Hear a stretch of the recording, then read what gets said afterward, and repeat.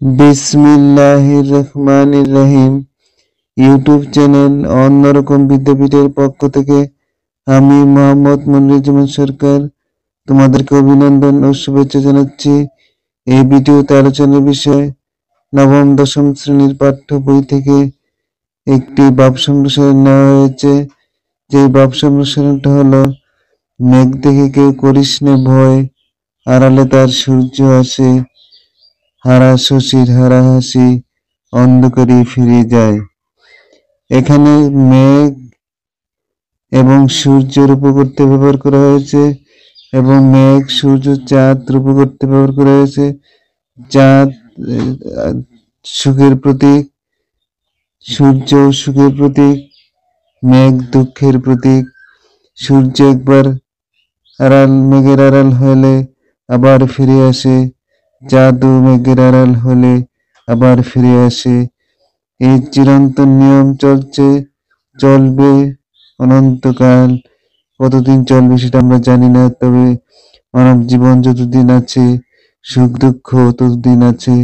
প্রিয় ভিউয়ার্স বৃন্দ, ভিডিওটা সম্পূর্ণ শোনার জন্য আহ্বান থাকলো। একটি ভাব সম্প্রসারণের তিনটি অংশ। প্রথম আমরা মূল ভাবটা আলোচনা করব।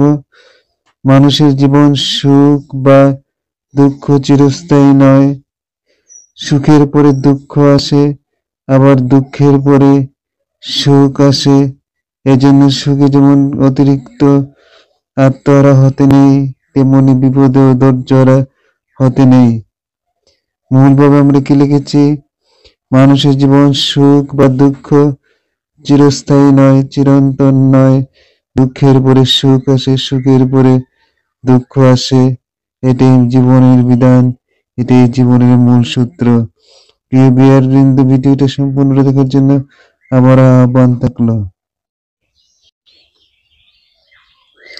সম্প্রসারিত ভাবটা আমরা এইভাবে লিখেছি: আকাশ যখন মেঘে আচ্ছন্ন হয়, সূর্য ও চাঁদের আলো তখন ঠিকমতো পৃথিবীতে পৌঁছায় না। ফলে দিনের বেলায় সূর্য দেখা যায় না, রাতের বেলায় চাঁদ দেখা যায় না। কিন্তু এমন ঘটনা খুবই সাময়িক। দিনের অধিকাংশ সময় সূর্য দেখা যায়। একইভাবে মেঘ ও চাঁদকে বেশিক্ষণ আড়াল করে রাখতে পারে না। প্রিয় শিক্ষার্থী বন্ধুরা, এখানে আমরা কি বলতে চেয়েছি?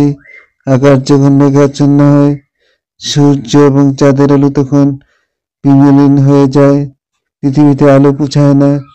কিন্তু পরক্ষণেই মেঘ যখন কেটে যায়, তখন আবার দিনের আলো উদ্ভাসিত হয়ে যায়। এটাই সাময়িক, খুবই সাময়িক। অল্প কিছুক্ষণের জন্য সূর্যকে আড়াল করে রাখতে পারে, চিরদিনের জন্য মেঘ সূর্যকে আড়াল করে রাখতে পারে না। অর্থাৎ বিপদ চিরদিনের জন্য থাকে না, এই কথাটাই এখানে বোঝানো হয়েছে।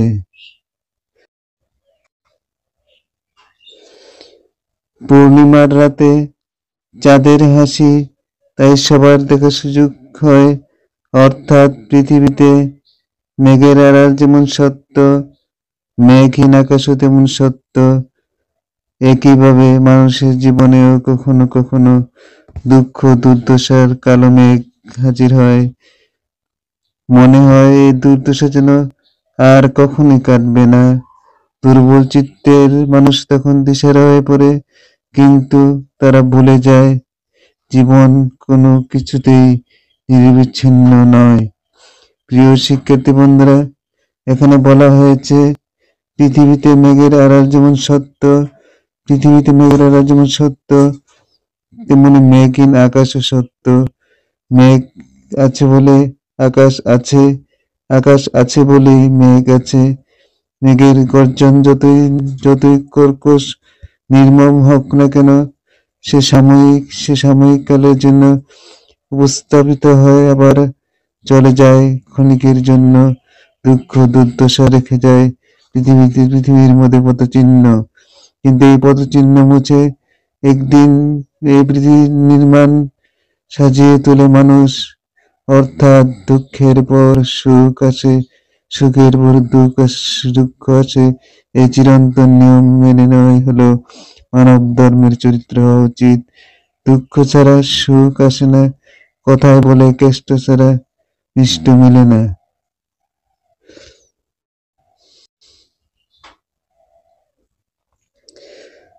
মানুষের জীবনে কোনো কিছুই নিরবিচ্ছিন্ন নয়। জীবন আকাশের এই কালো মেঘও বাস্তব মেঘের মতোই সাময়িক। এই জন্য বিপদে ভেঙে না পড়ে দৃঢ়তার সঙ্গে তা মোকাবেলা করতে হয়। বিপদকে মোকাবেলা করে মানব ধর্মের এই চরিত্রে যদি ব্যত্যয় ঘটে, তাহলে সে জীবন উন্নতি লাভ করতে পারবে না। তাই বুঝে গেল, জীবন উন্নতি করতে হলে আমাদেরকে মেঘ অর্থাৎ বিপদকে মোকাবেলা করতেই হবে। বিপদকে মোকাবেলা করেই সামনে এগিয়ে যেতে হবে।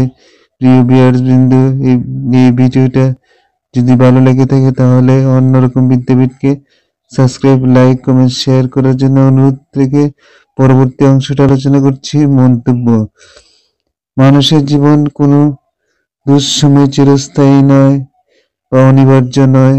ধৈর্য ধরে দুঃসময়কে অতিক্রম করতে পারলেই সুখ সূর্য বা সুখ চাঁদের দেখা মেলে। জীবন তখন পুনরায় সুন্দর ও উপভোগ্য হয়ে ওঠে। প্রিয় শিক্ষার্থী বন্ধুরা, জীবন সংক্ষিপ্ত। এই সংক্ষিপ্ত জীবনে ব্যর্থতার গ্লানি মুছে দিয়ে সফলতার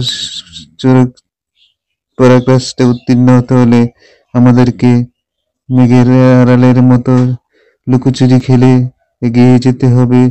দুর্বার গতিতে পার হতে হলে তাকে দুঃসাহসিক নাবিকের মতো কাজ করতে হয়। জীবন একটি নাবিকের সাথে তুলনা করা যেতে পারে। প্রিয় ভিউয়ার্স বিন্দু, ভিডিওটা যদি ভালো লেগে থাকে তাহলে অন্যরকম বিদ্যাপীঠকে সাবস্ক্রাইব করে আহ্বান রেখে আজকের মতো এখানে সমাপ্ত ঘোষণা করলাম। আসসালামু আলাইকুম।